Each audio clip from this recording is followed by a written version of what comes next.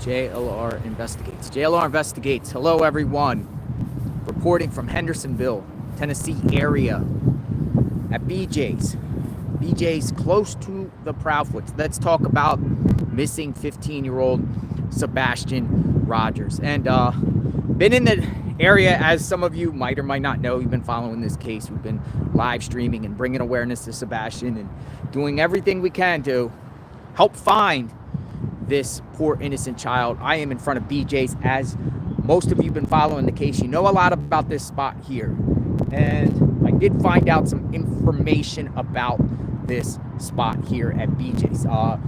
We heard from Katie Proudfoot, the mother of Sebastian, and she gave an interview with another YouTuber, and she said specifically that she was at BJ's the day before, the 25th, because Sebastian was reported missing on the 26th by his mom, I think around 6:39 in the morning, where she claims the afternoon of the 25th that her and Sebastian came here. And I can confirm that authorities have been here. They've been here, and they at least, I don't know if they got surveillance or talked to security or whatever, or talked to the management here or anything like that, but they did follow up on every step that Katie Proudfoot and Sebastian made the day before. They're following up. So what Katie said was actually the truth. They were here the day before. So that is my understanding. That is the truth, that Sebastian and Katie were here. However, once they left here, then they proceeded to go to multiple other locations, right? They went home, and then they went back out to a bowling alley, which I'm going to take you to the bowling alley in a little bit, and then went out to eat. Now, there's some conflicting information about where exactly went out to eat, because it didn't come out of Katie's mouth. But I'm hearing it was Texas Roadhouse, but some people are saying Red Robin. So a lot of conflicting about what exactly the location is in reference to that. And then basically she said that they arrived home, and Sebastian took the trash out down to the end of the driveway. And then she told him to go to bed, heard a noise in his room at 10 o'clock. And then she eventually went to sleep, I guess around midnight. And then the morning he was gone. Now, I want to give you some new information. I just want to show you the area, by the way. Let me spin the camera around. I am out in the field here, and I can share some other information, what I've been looking into, and also what we can talk about in reference to this case. I don't know if you're familiar with this BJ's. I'll tell you exactly where I am. I'm going to get it on the map. I'm going to get it on the map here so I can show you the exact location that I'm at. It's right here. It's by the Rivergate Mall. This is my exact location right here in case you want to know which BJ's it was. But yeah, Katie says that her and Sebastian were at BJ's. Unclear if the cousin, remember they said they picked up the niece? Unclear if she was here too with them.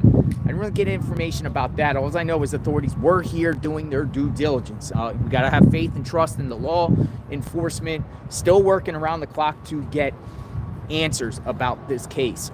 As far as today, I just came from Rockland Recreation Center, and I can say there is no one there at all searching. There isn't any dogs there. There's nothing going on there. The gate is closed. There's a phone number. If you go to Rockland at the front, it announces the park. If there's a phone number there, I called the office management to inquire about what's going on, if there's anything going on.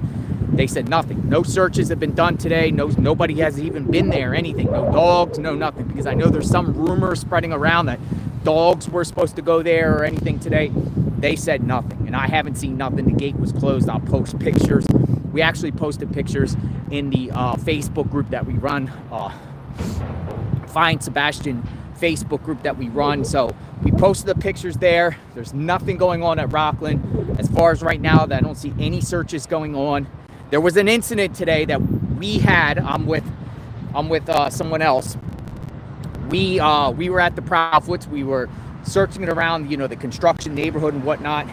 And there was we're driving past the Proudfoots, and there was a mysterious car that went in, and it was like a gray SUV. It was an Infiniti, and they saw the car drive by. They looked, and they jumped into their car.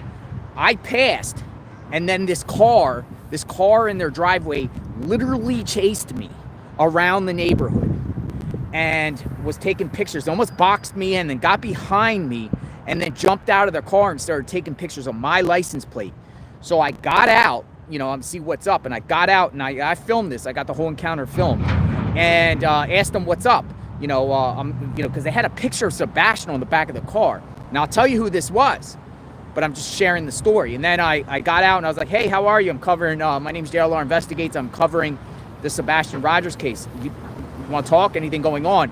And this dude that came out just was staring at me. They jumped in their car and they zoomed off. Well, I posted stuff on my Twitter about that and the pictures. So you can go check it on Twitter at JLR Investigates. And it ended up being Chris Proudfoot's mom and dad that they were there. So we immediately called the TBI. We reported this to the TBI. I've been communicating also with the Sumner County Sheriff's Office. We let them know that we are going to be in the area covering the case, just because we always do that on JLR Investigates. Whenever we go to like different scenes and whatnot, we kind of give law enforcement a heads up and let law enforcement know we're in the area, we're covering this case, we're bringing awareness. So the Sumner County Sheriff's knew we were in the area. We let TBI know, and TBI actually took a report. They actually wanted the pictures and they took the report, which I find is interesting because a lot of times people call TBI with tips and whatnot, and they don't really, they just take it and whatever, but they were actually interested in this. And the reason being is because the Proudfoots, ladies and gentlemen, let me get down here where we can hear a little bit better. I don't got my wind gauge on, my wind thing for my phone on me right now. It's interesting because the question is, we know the Proudfoots have bounced. Carol, thank you for your support. We know the Proudfoots have bounced. They left, right? They're gone. And they're coming out with a segment on Nancy Grace tonight. And we're all watching. We're all popcorn ready. We want to hear what they have to say. I'm waiting for them to actually proclaim their innocence. But apparently with what they're going to say on Nancy Grace, kind of some information got leaked. They're going to explain about the picture of them eating barbecue. They're going to explain why they left town, and which will be interesting. And I'm thinking they're going to play the victim stance, and they're going to say that everyone is harassing them and blaming them and doing whatnot. But as a lot of you have been following this case, and I know a lot of you have, we just seen the behaviors of what transpired all the way up to where we're at now. And you guys have your own opinions and everything like that. It's wild. But as far as whoever was at the Proudfoot's house, we've heard at the time where people were saying, well, Katie's not going to leave the house. She's not going to go anywhere because she's waiting for Sebastian to come back. Well, if that's the case, why did both Chris and Katie leave the house empty? Because the house is completely empty. They left in the RV yesterday afternoon while the search was going on. While the search was going on, they were packing up and leaving, and they left. But I can confirm that there has been 2 detectives, ladies and gentlemen, that were around their neighborhood at night. So, I don't know what that's about, or in the daytime. I'm sorry, in the daytime. They were gone by night, and they haven't been back since. And there's eyes and ears. But my question is, what is Proudfoot's mom, Bowersox, Catherine Bowersox, and I guess her husband, Terry Bowersox, because that's who the people were that kind of chased me down. What are they doing there? And I wonder if, because we do have, don't they have dogs? And I'm thinking maybe they're feeding the dogs, or maybe Chris is instructing them. Maybe Chris is actually instructing them on what to do, or because we posted the pictures in our Facebook group, and there's other people that are now claiming the same vehicle has been stalking and harassing them and chasing them down, that are out there looking for Sebastian. So is Chris and the Bowersox side, or the Proudfoot side of the family, trying to thwart people from searching for Sebastian, or spying on people, or looking to see what everyone's up to so they can report it back to Chris? I just thought it was so interesting or weird. It was just a weird encounter. It was definitely suspicious, but we reported it. We did what we had to do and report them to TBI. And maybe the TBI will get their phone records down the line, and who knows what not, or maybe it's nothing of nothing. We might be saying this as if the Proudfoots are not suspects in the TBI's eyes, but I'm not so sure, right? Maybe they feel like the Proudfoots are fully cooperating and they have nothing to do with this. but it's just a whole series and situations with this whole case from the get-go, to me, has serious red flags. I know you guys have been waving red flags all over. Also, folks, we received a really big, credible tip. And all I'm going to say at this point is we've communicated with Sumner County Sheriff's Office. They've acknowledged what we gave them, and we'll go see. We're going to go see in a little bit about this location and this tip that we got, because to me, it's probably the biggest covering with us covering this. It's probably the biggest, most logical tip thus far. And you know, it could be nothing of nothing. You should come and get my mod's telling me I should come and get my wind thing. Let me go over here under the thing. Got a fire truck here. Got a fire truck. I'm gonna go over here by the building. It's a little windy out here, a little cool. It's temperature is, I don't know, it feels like 50. Feels like 50. But I'm gonna go check this tip out, folks, in a little bit to see what's going on. As far as any other searches, I'm not familiar with any other searches. You know what's going on. I know the father of Seth has said that the Cajun Navy's supposed to take over the searches. You know, I have my opinions about that, but I'm respecting what Seth does, because I actually got to know Seth as a person. And we're talking about Seth Rogers.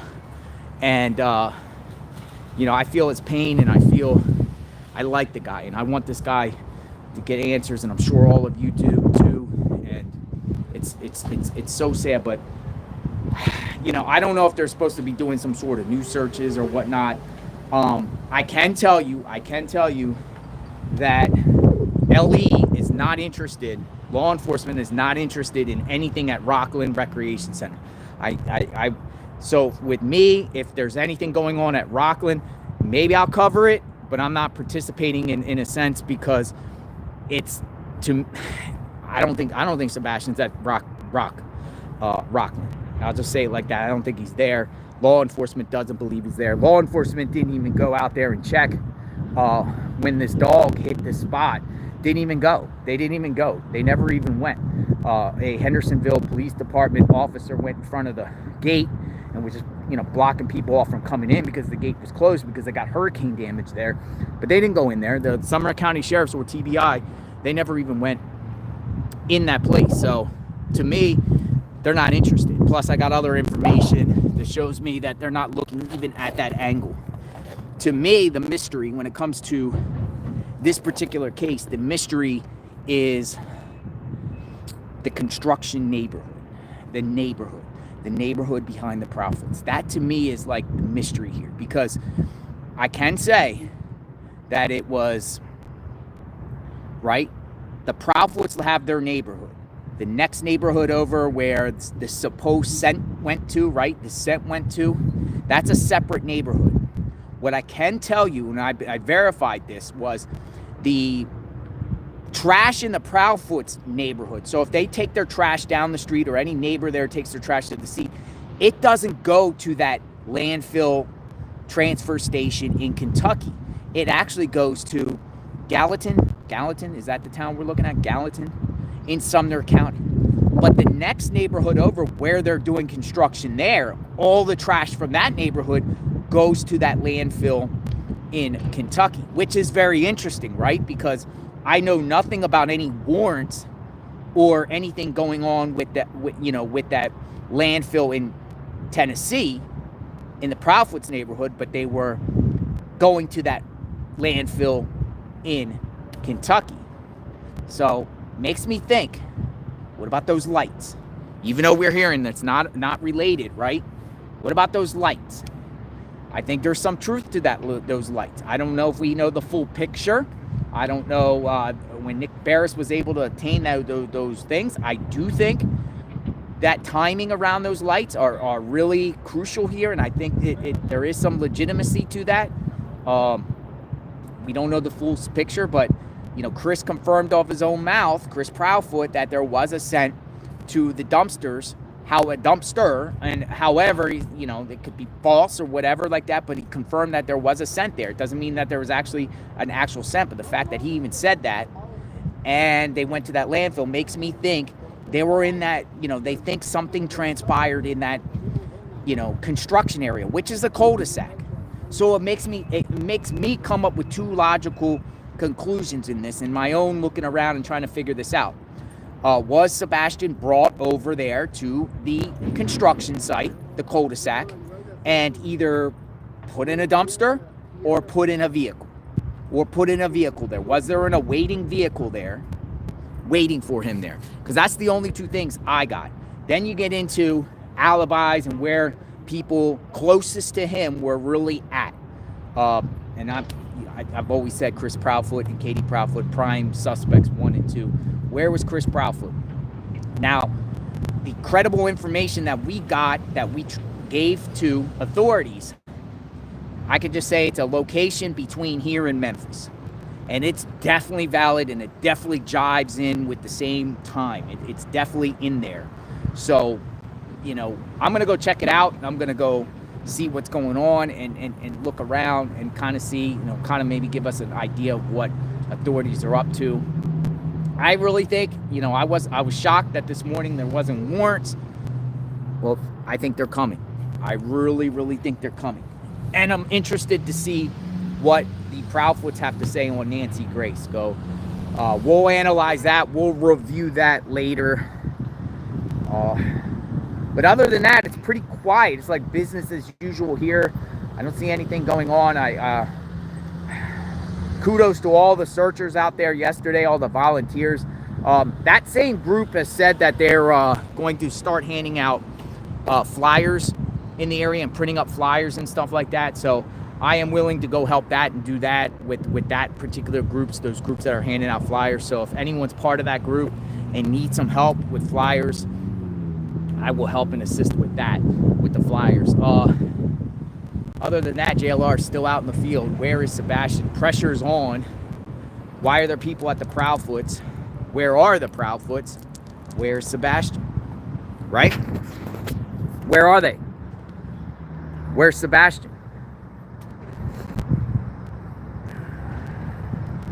Out and about.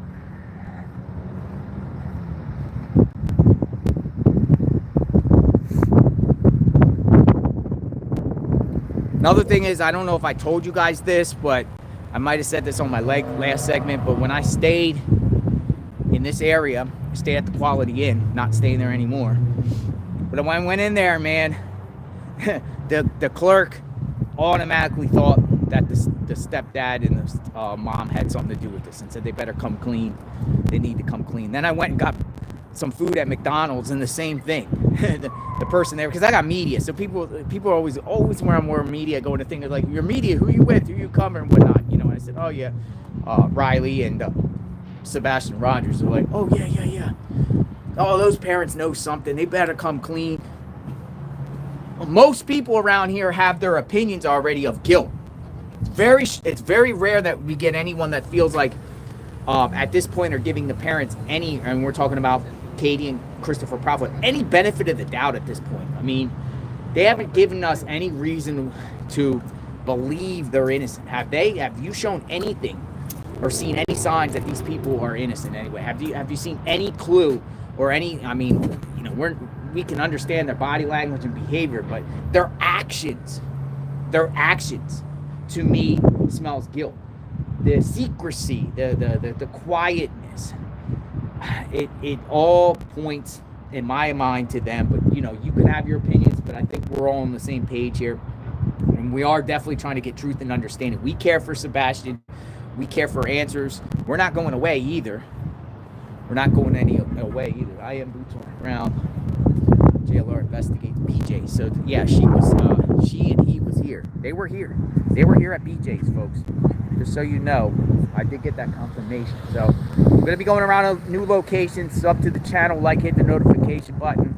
And if something breaks, if there's an arrest or something's going on where there's conducting a warrant or some sort of break in the case, I'll race to the scene. You know, we do that boots on the ground here. So, all right, everyone, I'm signing off. Let me know what you think in the comments.